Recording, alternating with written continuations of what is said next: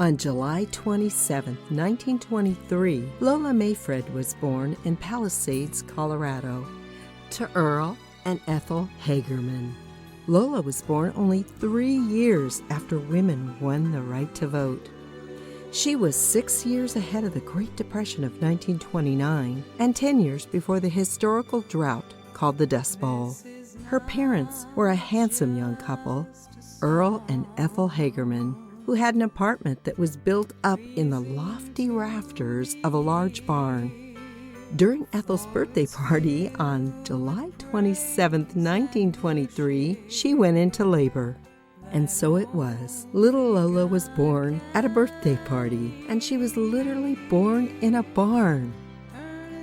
Earl decided to take his wife and toddler to California, but on the way, the car proved unworthy, and a decision was made to leave Ethel behind in Utah, while Earl would hitchhike to California for help. After counting what little money they had, Earl left it all with Ethel and the baby. The days ticked away. Ethel lost faith and began to panic. The money would soon run out, so she stopped eating. They were starving and eventually looking for something nutritious. Ethel resorted to steal a stick of butter for Lola. Thankfully, Earl returned in time to save the day, and they continued on their way to California. Fast forwarding to Modesto, living in a nice home, Lola, now age 5, became a big sister. Lola's baby brother was presented to her wrapped in a blanket. She was informed he would be called Jack, and as she studied his sleeping face, she pondered and asked, "Will his eyes be open in 7 days?" Earl and Ethel chuckled, knowing Lola had seen newborn kittens only days before. It was not long after Jack was born that Earl's parents moved to California to live with the little family. Earl's parents were both of Dutch descent, and Mother Hagerman a very formidable woman. She had no idea the impact her presence was making when she took Ethel's art down from the wall and replaced it with her own. To be fair, before we share what happened next, we want to tell you more about Lola's mother, Ethel. Ethel's father was a rancher, her mother a Brewster from Maine. While giving birth to Ethel and her twin, Ethel's mother passed away, and sadly, her twin would perish as a toddler. The Brewster family decided to take the surviving twin, so Ethel was rescued by her uncle, who happened to be the governor of Maine. She was loved and tenderly cared for, but Ethel's father would not allow for an adoption. He sent for her to come back home at the age of 14. By doing this, he re-orphaned his young daughter, taking away the only home and parent she had ever known. Traumatic events like these in a life leave the fabric of a person damaged and worn and more vulnerable to fail in future challenges. Hurts and perhaps imagined insults built up pressure over time that Ethel could no longer bear. She was not feeling helped by her mother-in-law. Instead, she was feeling replaced on every level. Sadly, this led to a wild decision that would haunt her the rest of her life. Ethel, in hopeless tears, packed and left. Feeling frozen and helpless, she left her babies in the care of the woman she felt had replaced her. Abandonment of a little child is devastating. Lola was only 7, and she needed her mother's care. Her shock and sorrow turned into a constant, deep aching within her. As a child with no perception of time, she waited, often sitting quietly on the warm sidewalk in front of her house, her little heart yearning for her mommy. What else could she do? It was brutal. Lola's strongest memory over the next years was her Dutch grandfather praying. She would often find him on his knees by the side of his bed. "I'm praying for you, Lola," he said, "and praying for your mother. God loves us, sweetheart, and he is listening to me." Knowing grandfather was talking to a God who honestly loved her and listened to grandfather gave Lola a peaceful feeling. So she decided to also pray to God, and one day she would pray for her children. School starts. Jack was 18 months old and accepted his sister's comfort, so Lola became Jack's little mom. She sat with him in the children's class at church, and grandfather enrolled her in the Modesto Church School. At home, she taught little Jack his letters. Later, proving he could already read, she helped him start school early. Growing up in the Great Depression, everyone shared what extra they had. A window screen from their house went to a neighbor with none. At the end of the month, a family living next door with no food would actually eat at the Hagermans' table. Then, early the next month, the Hagermans would eat at their table. And this was the beautiful example set before them. Catching up again with Ethel. Lola's mother, Ethel, her heart aching for her children, had wanted to go back home to be with them, but could no longer face the people that lived there. She lived at her sister's home in Longview, Washington. However, God followed her, and her life was about to change for the better. She soon met Clyde Hogarty. He was a World War I veteran with a Purple Heart. He was also a bit of a local celebrity. He had a cowboy sense of humor and wrote a regular newspaper column. After their courtship, Clyde's warm attention turned to helping his wife, Ethel, reunite with her children. Lola was now close to age 13 and Jack at age 8. Living with her mom again was glorious for Lola, but Jack was growing homesick. Despite Clyde's efforts to help everyone bond as a family, he finally advised Ethel to let her little boy go back to his father. God continued to bring blessings into Ethel's life. She had her daughter back again, and then came 2 baby boys. Lola loved the boys just as fiercely as she loved her brother Jack, who would occasionally come to visit. In 1941, Lola's world was set on fire. She was only 18 and facing World War II. A young man, Danny Hall, asked Lola if she would be his girl, waiting at home for him. She said she would. The next May 27, 1943, while she was the girl waiting, Lola gave birth to her own baby girl, Carolyn Joyce Hall. The prospect of being a mom makes one think, and it certainly made Lola reflect. After the miracle, Lola enjoyed the companionship of her new church family. But once Danny came home, life would change very quickly. The couple soon realized they were strangers. She tried to bond with her husband and share her commitment to God, but Danny would have none of it. Lola felt the embers of abandonment reigniting. Crying would change nothing, but she freely cried as she picked up her little girl to start over. A husband for Lola. Joseph F. Figgins, Lola's future husband, was born April 18, 1917.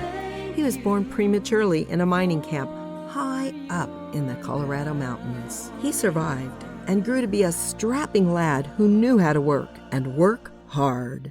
It was a special hired hand of his father who changed the direction of Joseph's young life.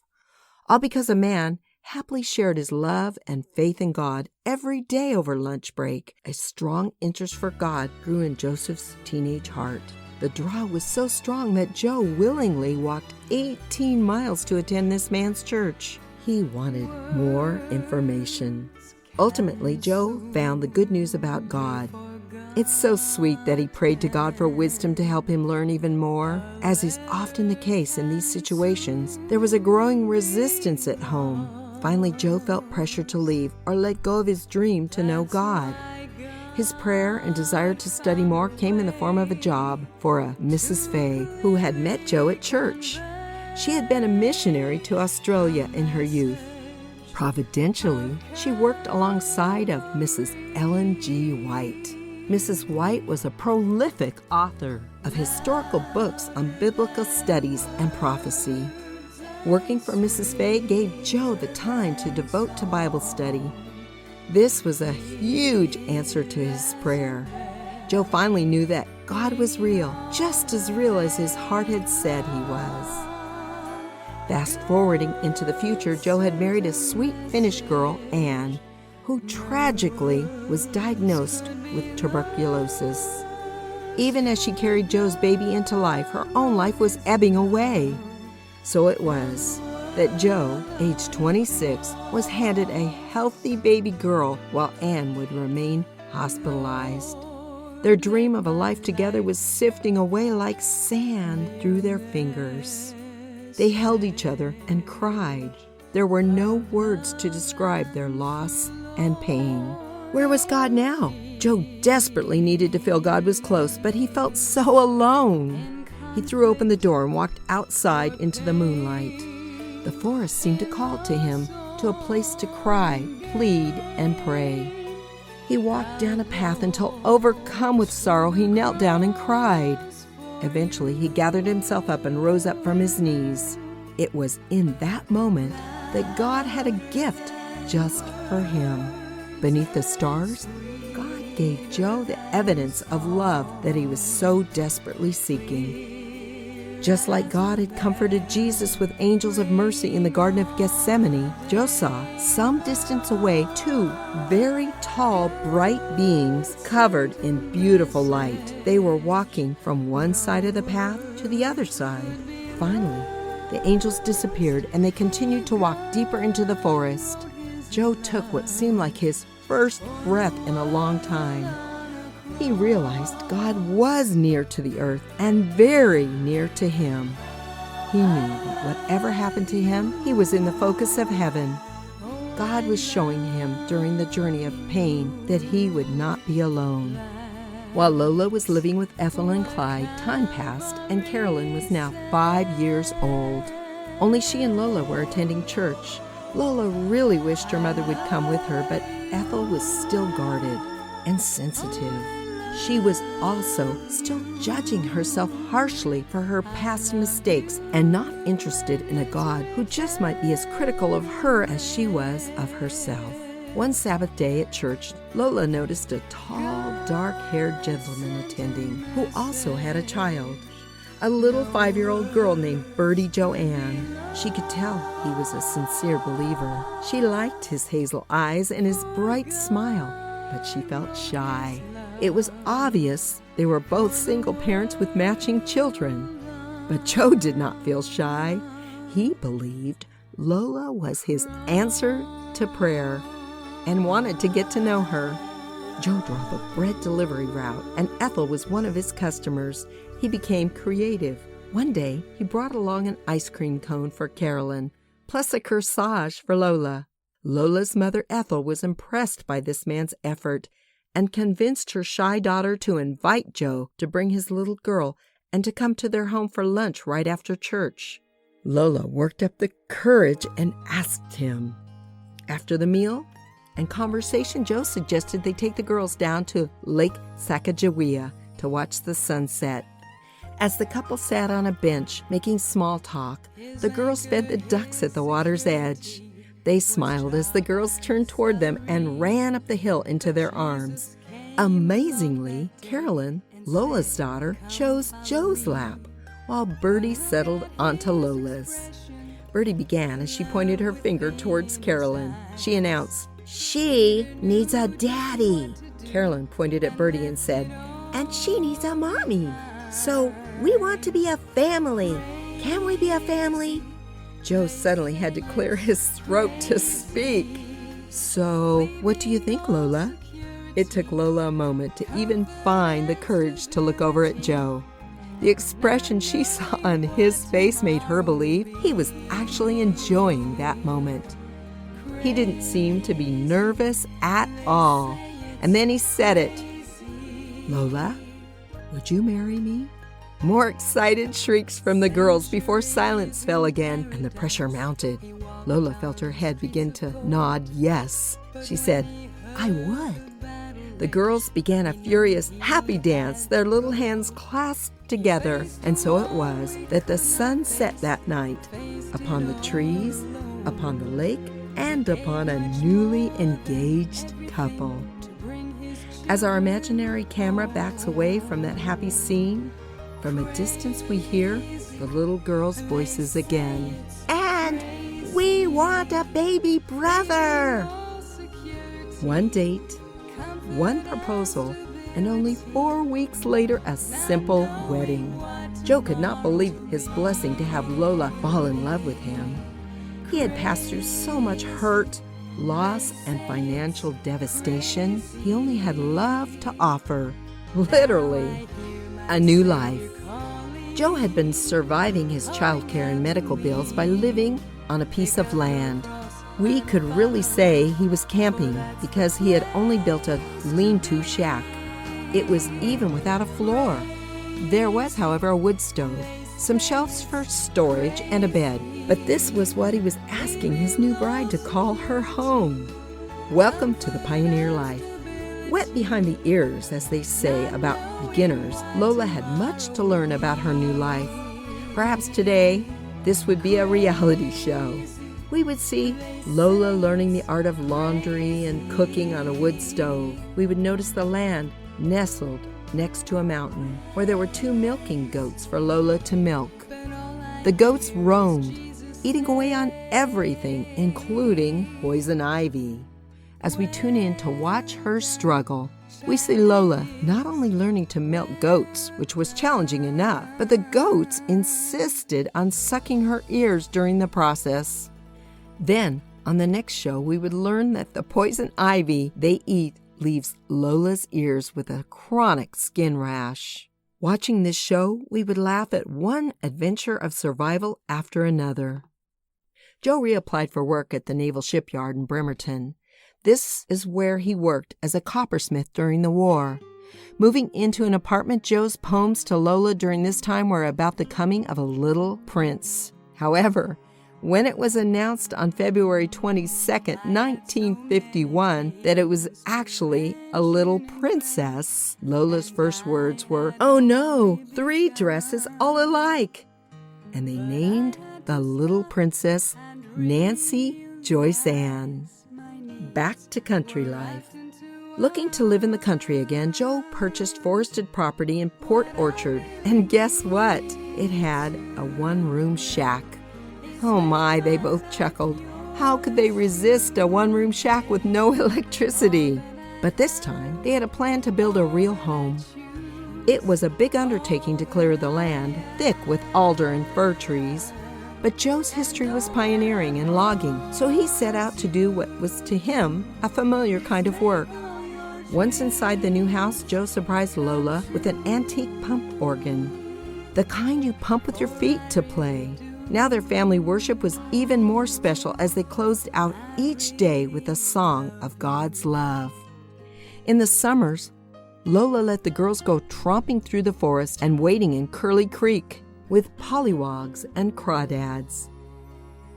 She raised chickens, planted a big garden of vegetables, canned up her harvest, and baked homemade bread.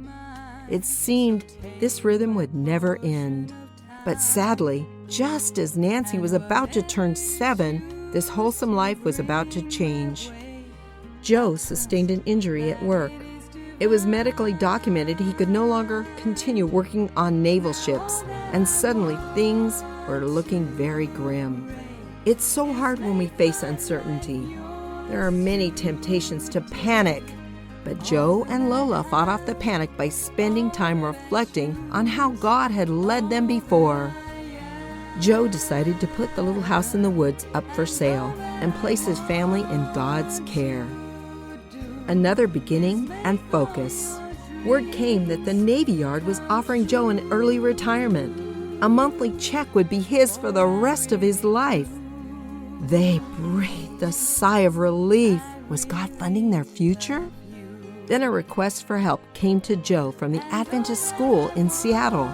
The junior academy would be perfect for all 3 girls to attend. Thanks to a chiropractor's care, Joe's back improved radically, and he was no longer in pain. He used all his talents to help the school, and Lola went to work to pay the tuition for their 3 students. When the Seattle job was finished and the older girls had gone away from home to a Christian boarding academy, Joe took Lola and Nancy to California. It was here Lola attended college and graduated valedictorian, gaining her nursing degree. Before they knew it, Bertie and Carolyn made them grandparents, and it was fun to see Ethel become a very excited great-grandmother, though her heart was still heavy and carrying sadness behind every smile.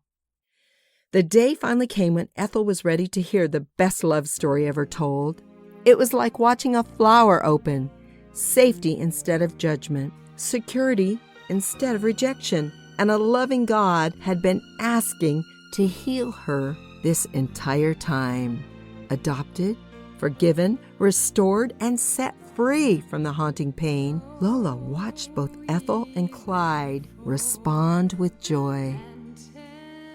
Lola's dad, Earl, still lived in the same house when Lola went back to Modesto in 1966. As she stepped out of the car, her feet touched the same sidewalk where she, as a little girl, had waited, grieving for her mother. She walked through the house, coming to the bedroom where her grandfather prayed. She could still hear him telling her, "I'm praying for you, Lola, and for your mother." It was obvious now just how faithful God had been to her family and those prayers. Joe and Lola wanted to serve God full-time and to be mobile and ready. With Nancy now a newlywed, Joe bought a camping trailer for two, and off they went to see what lay ahead in mission adventures. Can you imagine the mighty and furious eruption of Mount St. Helens? That is where they found themselves in 1980. They were working with the Red Cross right in the middle of the rescue efforts. The helicopters flew back and forth, rescuing people off the mountain.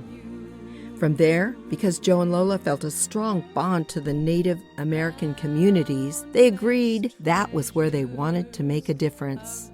They knew the history of the government schools and the cruelty. These schools had robbed the Native children of their language and culture. They had systematically destroyed families along with self-respect and identity. Joe and Lola both wanted to be a part of restoring and saving families on the reservation and helping preserve pride in the community. After working on the Lummi tribe reservation in Washington, they went to serve the Lakotas in South Dakota. From there, they went to the Holbrook Navajo School, then on to the Levita Mission in New Mexico. Joe used his skills in country living and craftsmanship, while Lola brought her nursing, gardening, cooking, and baking skills. This quote from David Livingstone was truly meant for them. "Lord, send me anywhere, only go with me. Lay any burden on me, only sustain me. Sever any tie but the tie that binds me to your service and to your heart." One day, the village drums started a rhythm. It went into the night. Joe and Lola had retired for that night when they heard trucks driving up the hill toward their trailer. Joe knew the local Native radio announcer had been complaining of the treatment of Native people. It seemed the drums that night were part of the painful Native history he had been recounting. The truck on its way was full of loud, drunken young men coming to find the closest white man. Joe awoke and dressed. He stepped out of the trailer to meet these fellows in the headlights of their truck. Lola remained inside, praying. When Joe climbed back into the trailer, she asked, "What happened?" "Oh," he said as he cuddled her in his arms. "They were looking for someone to scalp, so I pointed to my bald head and told them I had already been scalped." Then he laughingly added, "By my wife." Lola pretended to be annoyed by playfully shaking him as he held on to her. Levita Mission was 50 miles from the nearest town of Farmington, New Mexico. The blizzard in 1984 looked like it came with a plan to tear off one of the metal roofs on the compound. Hearing the racket, Joe forged out into the night with a ladder. Taking his hammer and some nails, he tried to secure the roof against the gale. Living at an altitude of 7,000 feet, he was straining his muscles to work in the cold temperatures. It was at that moment that Joe felt his heart give out. With much effort, he staggered back to the house. Straining to see, Lola drove the truck through the storm that night, her head turning to check on Joe as they traveled the 50 miles into Farmington. He was slumped in the seat beside her, quietly enduring the pain. He appeared to be in and out of consciousness. When he was awake, he was talking to God. In a hard spot, looking at an uncertain future, most people do think about God. But to Joe, God was a familiar friend, a trusted one. They were in everything together. As they traveled through the dark, God again reached out to comfort. Joe saw approaching him through the darkness a paper. He studied it as it came closer. He noticed tiny, bright lights all around the edges of it. Finally, with it close before his face, he read the simple and sweet words. It said, "I love you." Joe relaxed in peace as he took the message in. He had a God whose love and grace was perfect. Lola prayed as she drove. She too felt heaven was holding her hand and God would give his very best to her. Low-income housing. It is good to have friends, and the Martellas were those friends. Taking Joe and Lola into their home to recover, the Martellas had invested in a large, low-income complex. They discussed how it was truly a mission field. When Joe was ready to work for God again, he and Lola moved in to manage the apartments. People were arriving with nothing, plagued with addictions and little children to care for. Could they handle it? They only knew it was their mission to love these people fiercely and to seek each lost lamb with the heart of the Good Shepherd, telling the best love story ever told. The day came when Joe and Lola bought a home not far from there and saw more than a few people come to see them to encourage them and thank them for touching their lives. Some mowed their lawn and asked if there was anything else they could do in appreciation. As time would pass, Joe and Lola would meet all the challenges of aging together. It is never glamorous to grow old, but they held on to God and to each other until the day Lola would hold Joe for the last time. Lola would go on living until close to 95 years of age. She continued to pray for her grandchildren, great-grandchildren, and great-great-grandchildren. Joe and Lola's story has only come to a pause because God has a wonderful plan just ahead. And speaking of looking ahead, Lola envisioned this moment today, like the moments around the little country pump organ in the house that Joe built. Lola saw us, joining her around the piano to sing the best love story that was ever told.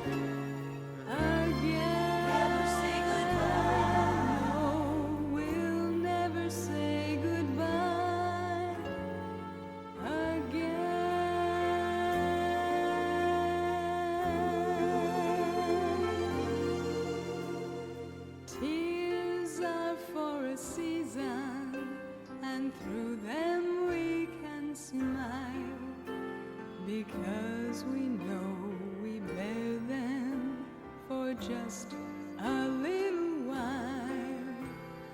The time is soon approaching when all God's family will sing and shout together the final victory.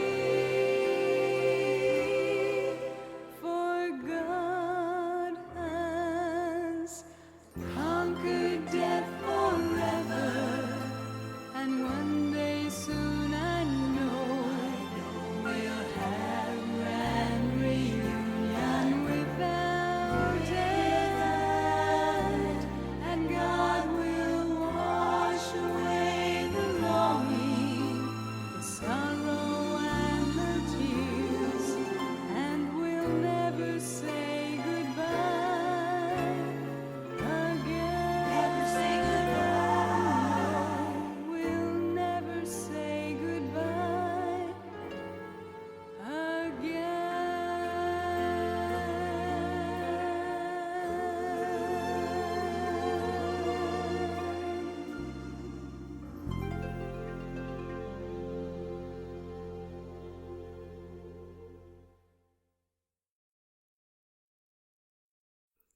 On July 27, 1923, Lola Mayfred was born in Palisades, Colorado, to Earl and Ethel Hagerman. Lola was born only 3 years after women won the right to vote. She was 6 years ahead of the Great Depression of 1929 and 10 years before the historical drought called the Dust Bowl. Her parents were a handsome young couple, Earl and Ethel Hagerman.